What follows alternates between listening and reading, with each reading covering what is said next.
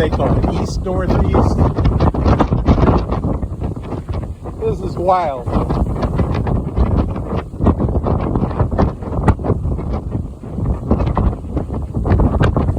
Sorry about the wind.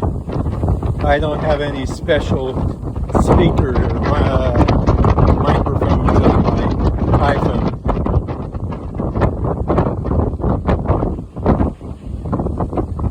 This is the kind of day you do not want to be on a cruise ship. Not at all.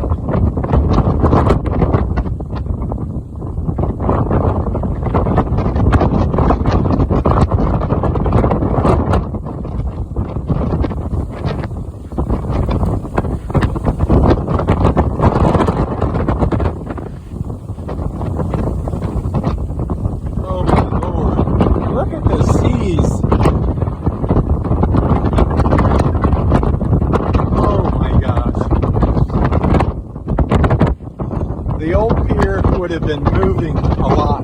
This is rock solid so far. It's just the wind not been there. As you can see, it's many bolts and concrete. Underneath is really impressive.